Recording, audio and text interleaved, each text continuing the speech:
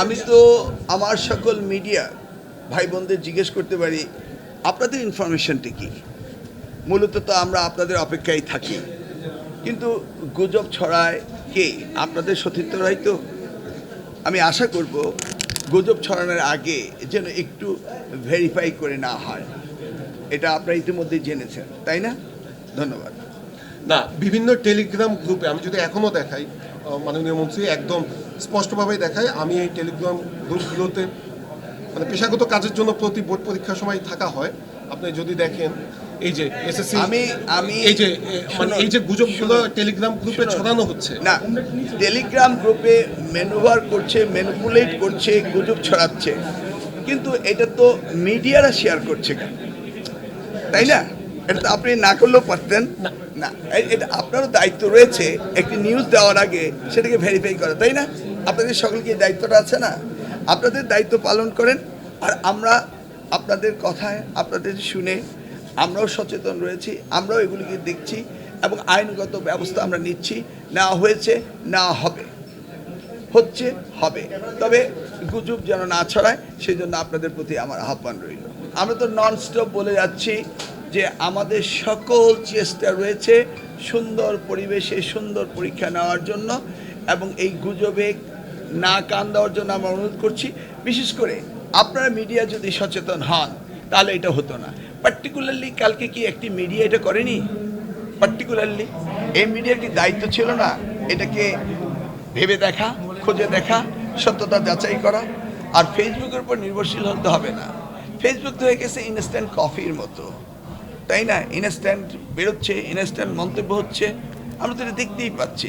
Coffee তো খেতে একটু সময় লাগে, ঠান্ডা হতে হয়, কিন্তু তা তো হচ্ছে না। যেভাবে আবার অন্যান্য মিডিয়া, কয়েকটি মিডিয়া সেই ভিডিওগুলিকে আবার রেকর্ড করে পুনর্প্রচার করছে এবং তাদের পার্সোনাল ফেসবুকে করছে, এবং ওই টেলিভিশন এটিকে উইথড্র করার পরে গুজব নিশ্চিত হওয়ার পরেও যারা করেছে তাদের বিরুদ্ধে তো ব্যবস্থা নিতে হবে। সকলকে সচেতন হতে হবে, তা না হলে এই বিষয়গুলো চলতেই থাকবে এবং ছাত্রছাত্রীরা ক্ষতিগ্রস্ত হবে। আমি আশা করব যে এই ক্ষতিগ্রস্ত আমাদের কারণে যেন না হয়। আপনাদের সকলের সহযোগিতা কামনা করছি। ধন্যবাদ। সেটা খুঁজে দেওয়ার দায়িত্ব আপনাদের, আপনারা খুঁজে দেবেন, বলবেন। না, সরকারকে তো এই ধরনের ঘটনা সরকার তো বিব্রত হবেই, তাই না? এই ধরনের গুজবে তো সরকার বিব্রত হবেই। আপনারা খুঁজে দেখবেন এর ভিতরে মোটিভটা কি। এই যাবৎ আমি তো দেখছি আপনারা সন্তুষ্ট, আমরা সন্তুষ্ট, অভিভাবকরা সন্তুষ্ট, শিক্ষার্থীরা সন্তুষ্ট, পরীক্ষার্থীরা সন্তুষ্ট। এই পর্যন্ত তো আমরা ভালো খবরই পাচ্ছি। দেখি আগামী দিনগুলি সুন্দরভাবে আপনাদের সহযোগিতায় ভালোভাবে কাটাতে পারলেই আমরা খুশি। এইখানে তো আমি বক্তব্য দিয়েছি। এখানে স্টেক হোল্ডার তো শুধু বোর্ড নয়, এখানে ইউনিভার্সিটিগুলো রয়েছে, এবং ইউনিভার্সিটি এবং বোর্ড মিলে সমন্বিতভাবে এই ইন্টারমিডিয়েটের পরীক্ষার্থীদের তাদের যে একটা বিরাট গ্যাপ, এই গ্যাপটাকে সেশন জট যেটা হচ্ছে সেটাকে আমাদের আস্তে আস্তে গ্যাপ পূরণ করতেই হবে। আপাতত এনসিটিভির দায়িত্ব সিলেবাস কারিকুলামগুলি সঠিকভাবে দেওয়া, 2 বছরের কোর্স 2 বছরের দেওয়া, এবং সেই সাথে ইউনিভার্সিটিগুলো বসে কিভাবে আমরা তাদের পাস করার সাথে সাথে অ্যাডমিশন দিতে পারে সেই ব্যবস্থাগুলো করা, সেটা আমাদের করতে হবে।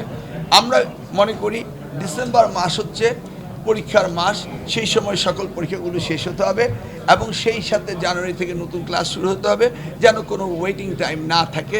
এইভাবে আমরা প্ল্যান করছি, এইভাবে আমরা ডিজাইন করছি, এবং সেইভাবে কারিকুলাম সিলেবাস এবং ক্লাসগুলো নেওয়া, সমাপ্ত করা, সব কিছু সমন্বিতভাবে করতে হবে। এটাই আমাদের পরিকল্পনা।